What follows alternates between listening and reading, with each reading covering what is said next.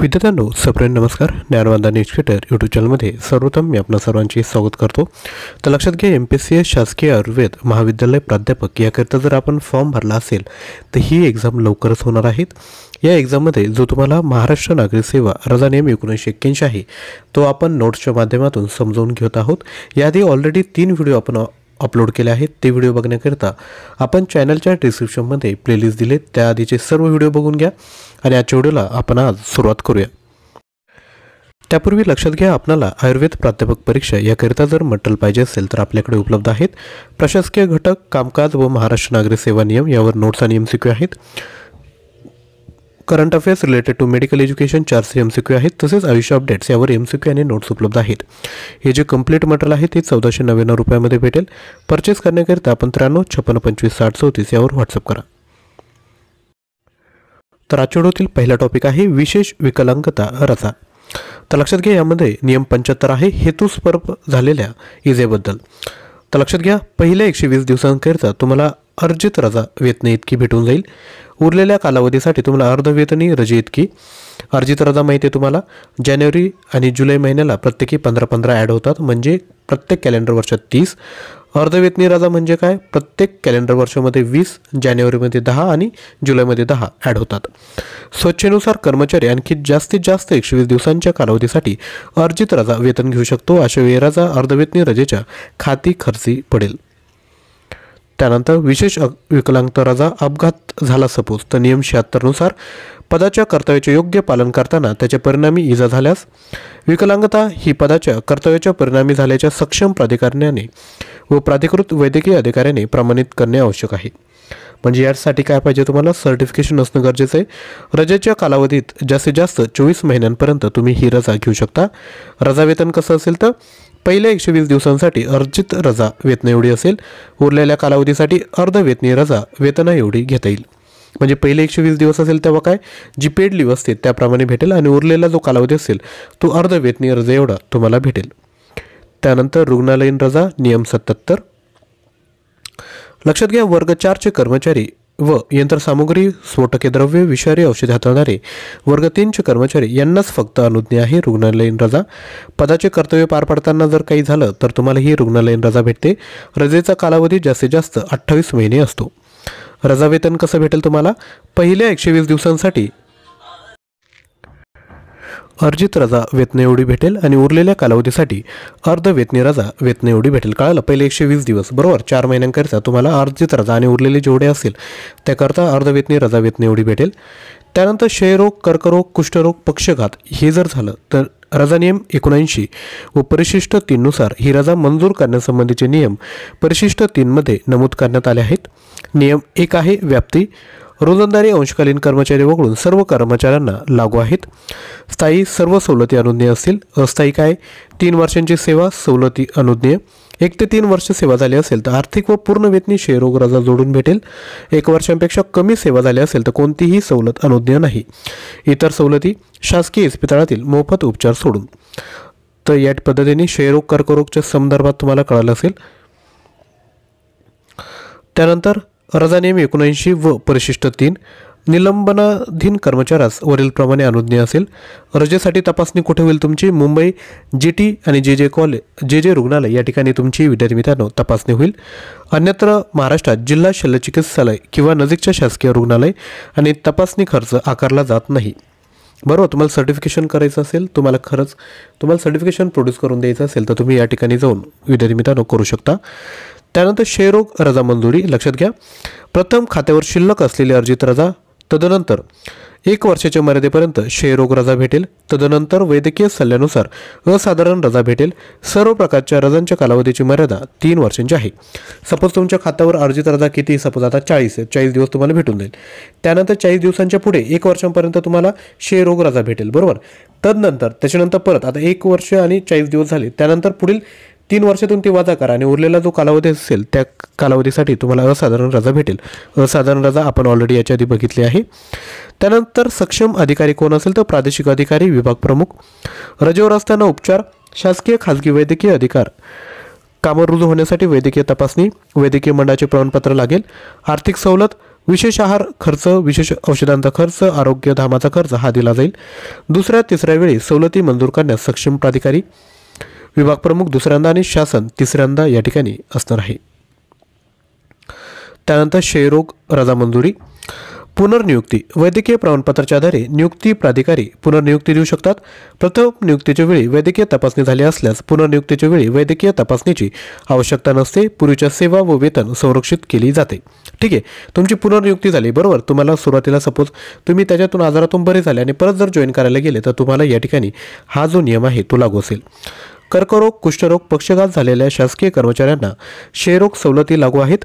तसेच शासन निर्णय दिनांक 20/1/2005 प्रमाणे एड्सग्रस्तांनाही सदर सवलत अनुज्ञेय केली आहे, परंतु HIV पॉझिटिव्ह यांना मात्र अनुज्ञेय नाही.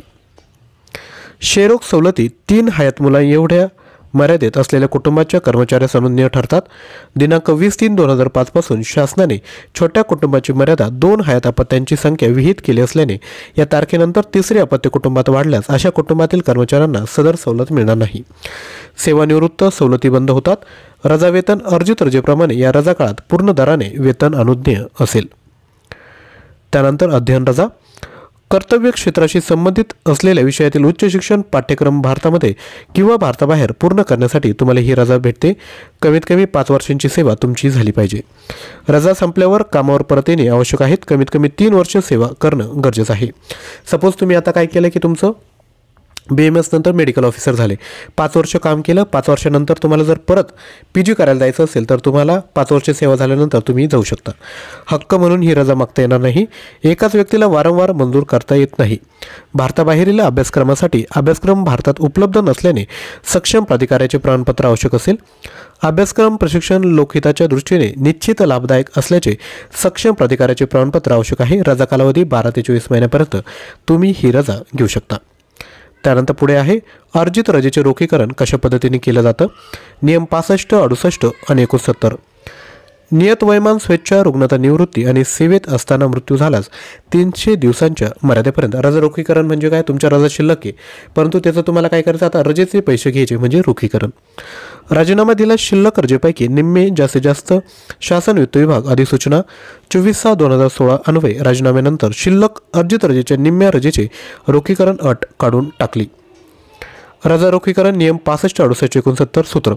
आता अर्जित रजेचं रोखीकरण करायचं असेल तर त्याला काय, तुमचं तेव्हाचं मूळ वेतन घ्यायचं, महागाई भत्ता, शिल्लक अर्जित रजेचे दिवस आणि त्याला /30 करा. सपोज तुमचं मूळ वेतन असेल 43,500, महागाई भत्ता तेव्हाचा किती असेल, सपोज तेव्हा असेल 50% गुणिले शिल्लक रजा किती तुमच्या 400 /30 असं करून तुम्हाला या ठिकाणी भेटेल. दिनांक 1/1/2006 पासून मूळ वेतन म्हणजेच वेतन बँडमधील वेतन अधिक ग्रेड वेतन होय. त्यानंतर किरकोळ रजेविषयी बघूयात.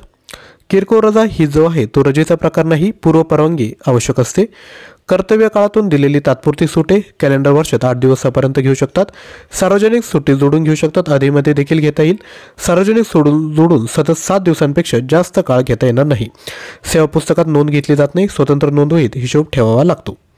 ठीक आहे, तुम्हाला 8 दिवस किरकोळ रजा दिली जाते. एखाद्या दिवशी जायचं आहे बरोबर, एखाद्या दिवशी इमर्जन्सी आली, अशा वेळेत तुम्हाला ही रजा भेटून जाते. शासन निर्णय वित्त विभागाचा या ठिकाणी दिला आहे. त्यानंतर मोबदला सुट्टी. निम्न श्रेणी कर्मचाऱ्यांनी सार्वजनिक सुट्टीमध्ये केलेल्या कामाचा मोबदला सुट्टी दिली जाते. एका कॅलेंडर वर्षी एका वेळेस 3 पेक्षा जास्त साठवता येत नाही. पुढील कॅलेंडर वर्षात उपयोगात आणता येणार नाही. ज्यादा कामाचा अर्थ फायदा मिळाल्यास मोबदला सुट्टी अनुज्ञेय नाही. म्हणजे काय, आपले जे सपोज सफाई कर्मचारी वगैरे असतात त्यांना सुट्टीच्या दिवशी जर तुम्ही त्यांना कामावर बोलवलं, त्यांनी सुट्टीच्या दिवशी कामावर बोलवलं तर त्यांना कॅलेंडर वर्षामध्ये 3 दिवसापर्यंत तुम्ही मोबदला सुट्टी त्यांना देऊ शकता. आता विशेष किरकोळ रजा या ठिकाणी दिली तो कुटुंब नियोजनास प्रोत्साहन देण्याकरता विशेष किरकोळ रजा आहे. सेवा पुस्तकात नोंद घेणे गरजेचं आहे. पुरुष कर्मचाऱ्यांना स्वतःवरील कुटुंब नियोजन शस्त्रक्रियेस 6 दिवसांकरिता भेटेल. पहिला प्रयत्न यशस्वी झाल्यास दुसऱ्या वेळेस परत 6 दिवस भेटेल. पत्नीच्या कुटुंब नियोजन शस्त्रक्रियेदरम्यान देखभालीसाठी पुरुषाला 7 दिवसापर्यंत भेटेल. महिला कर्मचाऱ्यांना प्रसूती व्यतिरिक्त इतर वेळी किंवा कायदेशीर गर्भपातानंतर शस्त्रक्रिया केल्यास 14 दिवसांपर्यंत भेटेल. संतती प्रतिबंध उपकरण बसवण्यासाठी 1 दिवसाची रजा या ठिकाणी भेटेल. त्यानंतर श्वान दंशावरील उपचारासाठी विशेष रजा. पिसळलेला कुत्रा किंवा इतर एखादा प्राणी एखाद्या शासकीय कर्मचाऱ्याला चावला व त्याला रेबीज हा रोग झाल्यास त्यावर उपचार घेण्यासाठी शासकीय कर्मचाऱ्यांना 3 आठवड्यांची विशेष किरकोळ रजा मिळेल. ही रजा कोणत्याही खर्चाखाती टाकली जाणार नाही. तर या पद्धतीने आपला जो रजा नियम टॉपिक आहे तो एकूण 4 व्हिडिओमध्ये आज विद्यार्थी मित्रांनो संपला आहे. आय होप तुम्हाला व्हिडिओ आवडला असेल. तुम्हाला आयुर्वेद सिलेबस जे त्यांनी 14 टॉपिक दिले आहेत त्यावर आपल्याकडे 3000 प्रश्न आहेत. प्राईज आहे 1499 रुपये. टॉपिक वाईज 1300 प्रश्न आणि इतर जे आहेत ते तुम्हाला 1650 प्रश्न भेटतील. त्यासोबत जर तुम्हाला मी ऑलरेडी तुम्हाला एक्सप्लेन केलं आहे हे जर पाहिजे असेल तर तुम्ही 1499 रुपयामध्ये घेऊ शकता. त्याच पद्धतीने तुम्ही जर मटेरियल घेतलं, सपोज आयुर्वेदाचं मटेरियल घेतलं तर सेपरेट फोल्डर, आयुर्वेदा अदर घेतलं तर सेपरेट फोल्डर भेटेल. आयुर्वेदा सिलेबसमध्ये तुम्हाला टॉपिक वाईज एक फोल्डर भेटेल, त्यामध्ये या 4 PDF. सेकंड प्रश्नसंच फोल्डर भेटेल, त्यामध्ये तुम्हाला एकूण 16 PDF या ठिकाणी भेटतील. त्यानंतर MPSC आयुर्वेदा जर तुम्ही मटेरियल घेतलं तर current affair related to medical separate folder, administration and Maharashtra services separate folder आणि आयुष अपडेट सेपरेट फोल्डर भेटेल. करंट अफेअर्समध्ये तुम्हाला टॉपिक वाईज तुम्हाला या ठिकाणी करंट अफेअरचे PDF फाईल भेटून जातील. नोट्स आणि ॲडमिनिस्ट्रेशन जर घेतलं तर त्यांनी जे 17 टॉपिक दिलेत त्या प्रत्येक टॉपिकवर फोल्डर तयार केला आहे. त्या फोल्डरमध्ये आपण नोट्स विद्यार्थी मित्रांनो या ठिकाणी ॲड केलेल्या आहेत. डिटेल आपल्या स्क्रीनवर आहे. या नोट्स अशा पद्धतीने असणार आहे आणि MCQचा देखील सेपरेट फोल्डर आहे, त्यामध्ये तुम्ही MCQ बघू शकता. आयुष अपडेटवर देखील विद्यार्थी मित्रांनो आपल्याकडे सेपरेट PDF फाईल उपलब्ध आहेत. तर हे जे कंप्लीट मटेरियल आहे ते ई बुक आहेत. कमी वेळात चांगल्या पद्धतीने अभ्यास करण्याकरिता तर लगेचच परचेस करा. परचेस करण्याकरिता आपण 93 56 25 60 34 व्हॉट्सअप करायचं आहे. सर्वप्रथम चॅनलवर आले असाल तर चॅनल सबस्क्राईब करून शेजारी असणाऱ्या बेल आयकॉनवर क्लिक करायचं आहे, कारण की डेली बेसिसवर आपण असेच व्हिडिओ विद्यार्थी मित्रांनो आपल्याकरता घेऊन येणार आहोत. आजचा व्हिडिओ काय करायचा, आपले जेवढे ग्रुप्स असतील त्यांपर्यंत शेअर करा, म्हणजे विद्यार्थी देखील अभ्यासाला सुरू करतील. थँक्यू.